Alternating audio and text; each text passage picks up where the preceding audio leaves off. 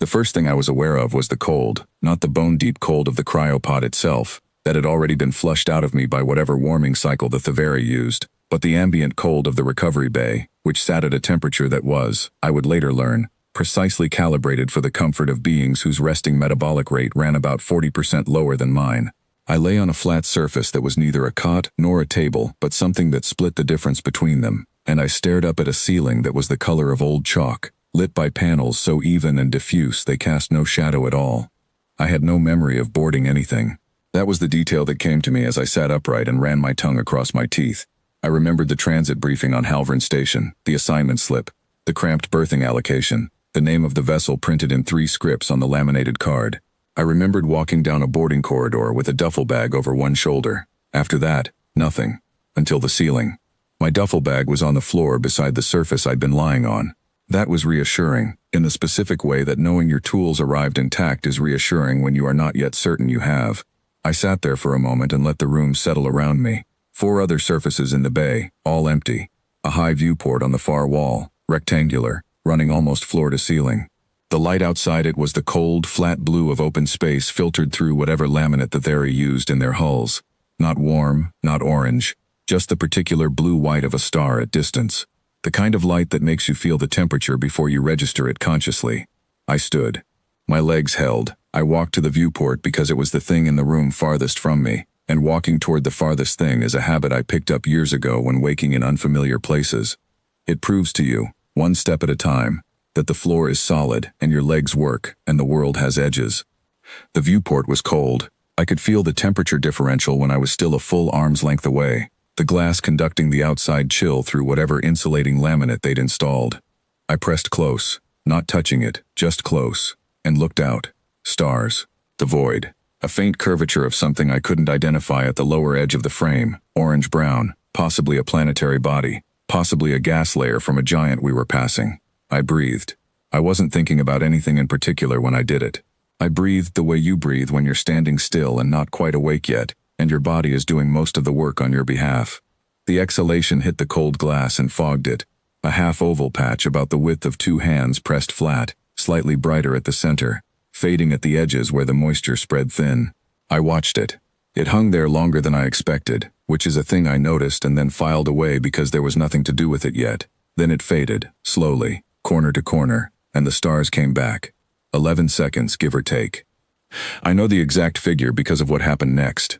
There was a soft sound behind me, not footsteps in the way I would make footsteps, more a dry compression of the composite floor, as though something with a different weight distribution was distributing its weight differently. I turned. A Thaveri instrument technician was standing in the doorway to the bay. I had seen Thaveri in briefing files, tall, bilaterally symmetrical in a way that felt almost familiar until you looked at the joint angles, with a face that was built for very precise expression in a frequency range I couldn't read.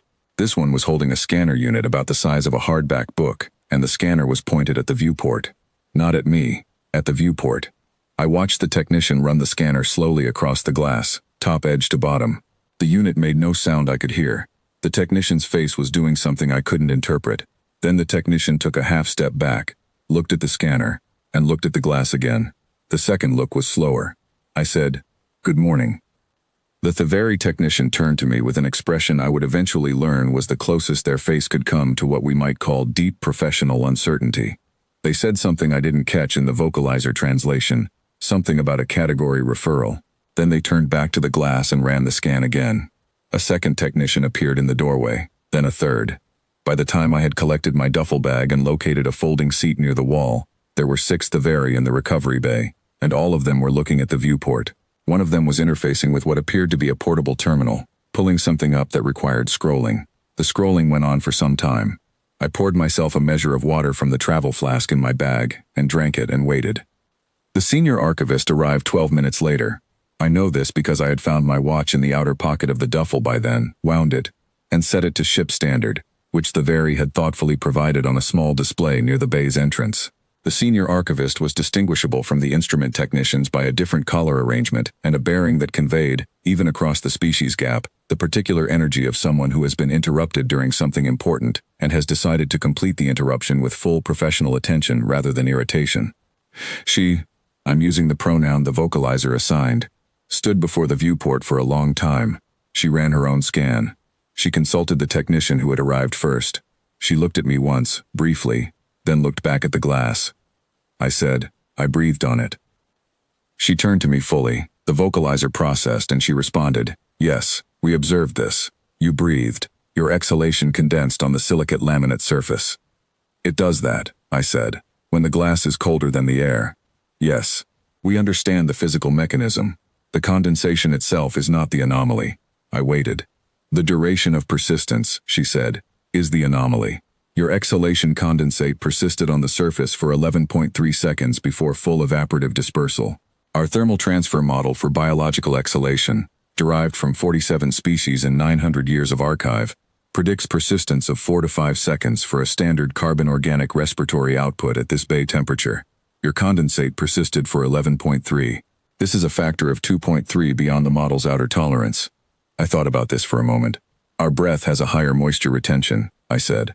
"It's something to do with the protein interaction in the upper airway. I don't know the precise mechanism. I'm a structural tech, not a biologist." The senior archivist was very still. "You are aware of this property?" "Not really," I said. "It's just something you notice when you're working in cold environments. The fog lasts longer than you'd expect." She consulted the technician with the portable terminal again. More scrolling. The kind of scrolling that meant either a very long document or a search with very few results. "In 900 years of biological classification," she said at last, "we have never opened an indeterminate entry for a living species." I looked at her. "The category exists," she continued, "for pre-contact artifact analysis, for physical residue of unknown biological origin, for cases in which the source organism cannot be located for verification. It has never been applied to a species that was present and ambulatory, and capable of responding to a formal query." She produced, from somewhere about her person, a thin card with print on both sides.